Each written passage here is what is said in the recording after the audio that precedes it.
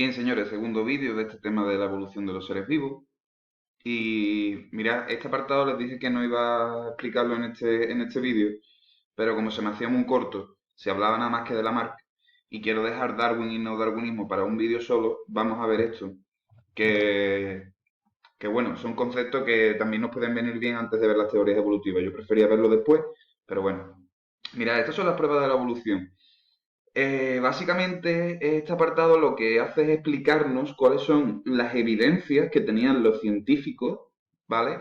Para derrocar esas teorías fijistas y creacionistas con las que se explicaban antiguamente la aparición de los seres vivos. Anteriormente de la aparición principalmente de Lamarck, toda la comunidad científica pensaban que las especies no evolucionaban, sino que eran fijas, ¿vale? De ahí las teorías fijistas y que además habían sido creadas por el dios de la cultura en concreta que fuera, ¿no? Por eso las teorías creacionistas. Y estas son unas pruebas que evidencian que no, que los organismos evolucionamos acorde al ambiente en el que estamos. La primera prueba que aparece aquí es la de la anatomía comparada. Esto significa que yo comparo la anatomía. La anatomía hace referencia a el tipo de estructuras óseas, musculares, los distintos tipos de tejidos, ¿no?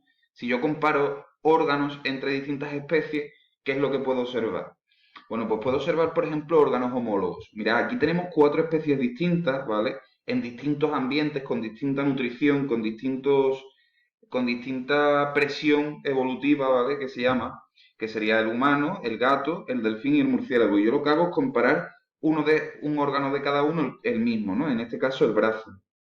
Y veo que el humano pues tiene una serie de huesos eh, que son exactamente los mismos que los que tiene el gato, adaptados a su ambiente. Es decir, nuestra mano, por ejemplo, es mucho más móvil, nos permite agarrar las cosas, mientras que la del gato, pues los huesos de la mano o de la pata han sufrido un cambio para soportar todo su peso, porque el gato pues utiliza las patas delanteras y traseras para moverse y soportar su peso. Nosotros como no tenemos eso, como nada más que nos soportamos de las patas traseras o de las piernas, las manos pues las utilizamos para mover, entonces los huesos tienen que ser distintos en cuanto a su función, pero el número de huesos y el tipo de huesos es exactamente el mismo. Al igual que lo encontramos en el delfín, que vemos que tiene el mismo tipo de huesos que nosotros, el mismo número de huesos, pero adaptados a su ambiente. La aleta de un delfín pues tiene el cúbito, tiene el radio, tiene el húmero, pero adaptados, ¿no? Vemos que aquí es mucho más grande, es un hueso plano, ¿vale? Pero no le sirve para lo mismo, pero es la misma estructura. De la misma manera, el murciélago, que también tiene cúbitos, radios, pero vemos, por ejemplo, que las falanges, mientras que las falanges nuestras son cortas y, y muy de precisión, digamos, la del murciélago es muy larga para soportar todo el ala que le permite planear y volar, ¿no?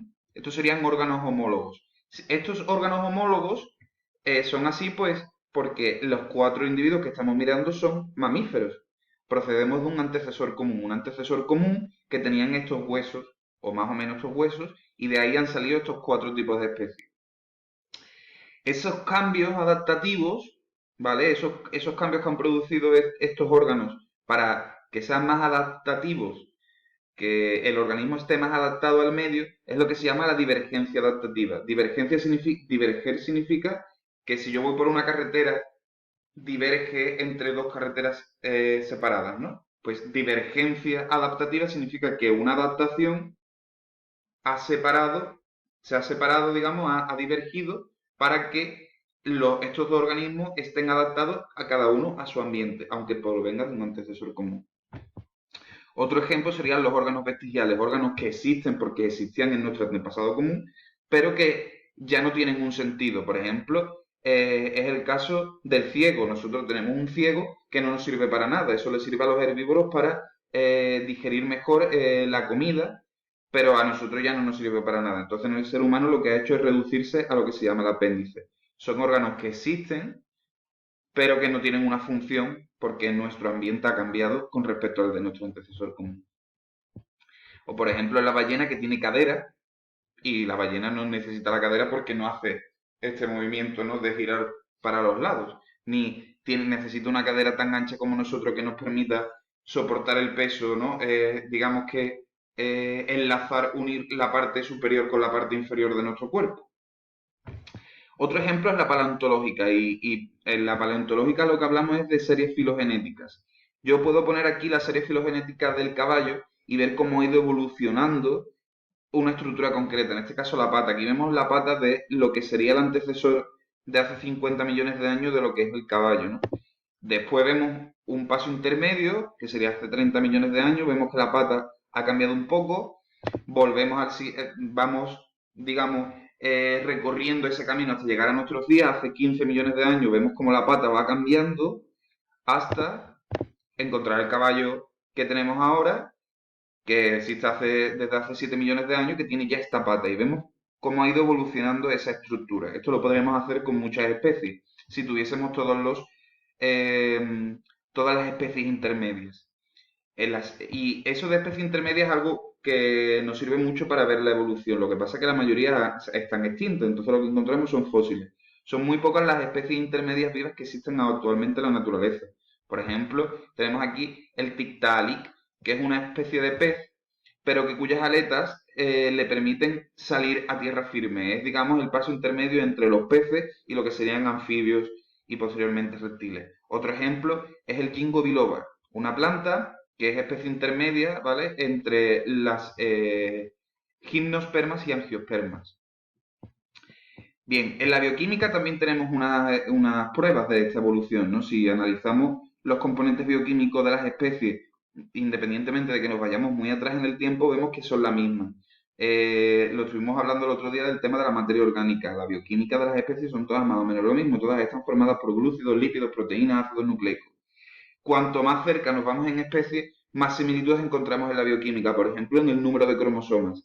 Los simios, los primates como el orangután, están muy cercanos a nosotros en la evolución, entonces van a tener una bioquímica muy parecida a la nuestra. Si nos vamos a especies muy lejanas a nosotros en cuanto a la evolución, pues no. Por ejemplo, si nos vamos a una planta y vemos el número de cromosomas que tiene, pues va a tener un número de cromosomas totalmente distinto al nuestro. Pero, repito, van a estar formados de las mismas biomoléculas. La embriología, este es un apartado que me gusta mucho porque me parece muy curioso. Si yo, ahora mismo yo lo que tengo aquí son 4 embriones de 4 especies diferentes. Y ahora mismo yo no sé de qué especie es cada una, si os fijáis. Vamos al siguiente paso. Vale, veo aquí, bueno, la mórula, el conjunto de células y tal, pero aunque hay algunas diferencias ya, yo sigo sin saber qué tipo de especie es cada una. No sé si esta es el embrión de un delfín y esto es el embrión de un escarabajo, no lo sé.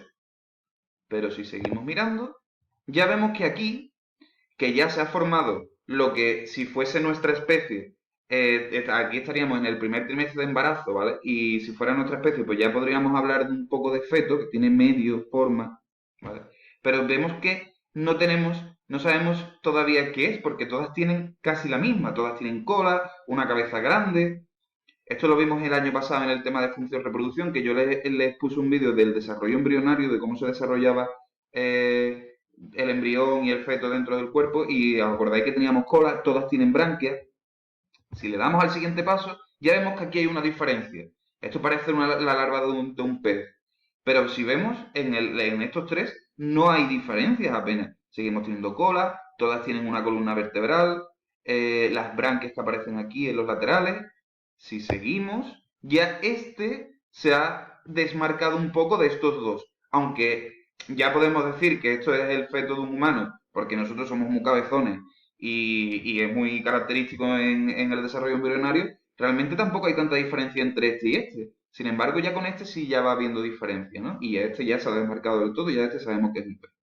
Y es hasta el último paso, ¿no? O etapa del desarrollo embrionario cuando ya podemos ver que este era el embrión de un humano, este el embrión de un conejo, este el embrión de un ave y este el embrión de un pez. Pero fíjense que si estudiamos el desarrollo embrionario, las estructuras no se van diferenciando hasta las últimas fases de la etapa y cuanto más cerca están en nuestra evolución, más lejano es esa diferenciación. Me explico.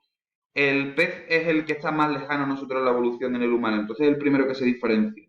El ave es el siguiente que está más lejano, entonces se diferencia en esta etapa, digamos, en esta etapa 4. El conejo, que es un mamífero, está muy cercano a nosotros en la evolución, entonces no se va a diferenciar hasta la etapa 5, ¿vale? Es otra de las pruebas de que ahí hay una evolución, tenemos antepasados comunes, las especies no son fijas. Y por último, la biogeografía, que este ya la hemos visto. Tenemos 4 tipos de aves muy parecidas entre sí, pero muy lejanas geográficamente hablando. Bueno, pues esto es lo que hemos visto, ¿no? Las pruebas paleontológicas o paleográficas. Que es que cuando era Pangea, digamos, podemos deducir que todas estas aves tenían un antepasado común que existía en esta zona y que cuando se fue separando los continentes, perdón, y que cuando se fueron separando los continentes, pues fueron evolucionando esas especies en sus distintas hábitats, en sus distintos climas, que eso ya veremos la importancia que tiene el clima en la evolución, hasta ser pues estas diferencias que tenemos, que una tiene un pico de una forma, otro de otra, uno tiene el cuello más largo, va a depender de las condiciones en la capa. Bien, estas son las pruebas, pero fíjense que todas estas pruebas, hasta mediados del siglo XIX, la comunidad científica no las tenía en cuenta y todas pensaban lo que he dicho antes, teorías fijistas, los organismos no evolucionan, y teoría creacionista en la que el dios de la cultura en concreto en la que estuviesen había formado los organismos tal y como estaban desde el principio de los tiempos.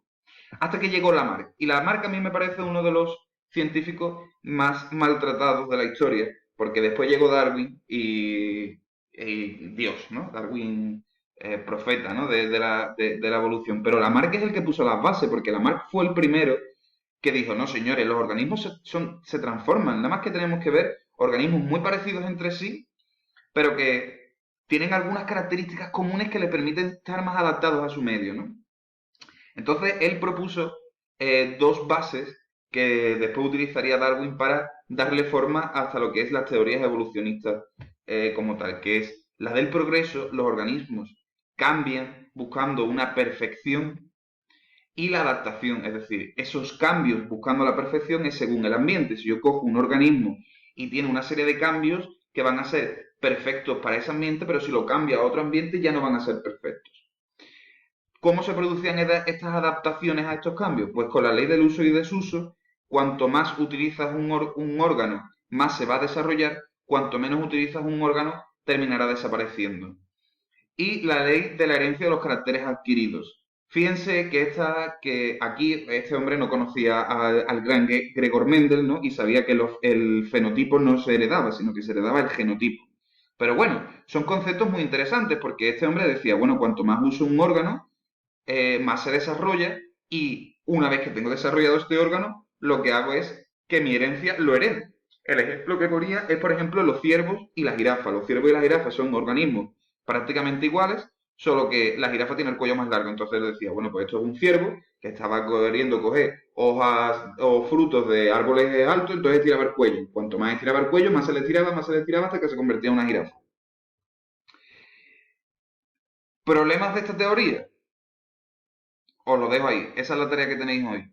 Tenéis que darme o escribir o apuntarlo como queráis, cuáles son los fallos que le veis a la teoría de Lamarck. ¿Vale? Repito, búsqueda de la perfección, entendiendo perfección como ser más adaptado a tu medio, y esta adaptación se basa en la ley del uso y desuso y la herencia de los caracteres adquiridos. Esos serían los conceptos básicos que propuso Lamarck, que repito, aunque sean erróneos, sentó las bases de la evolución. Tenéis que tenéis que darme la explicación de por qué estaba mal lo que decía Lamarck. ¿Cuáles son las cosas que ustedes no estáis de acuerdo con Lamarck?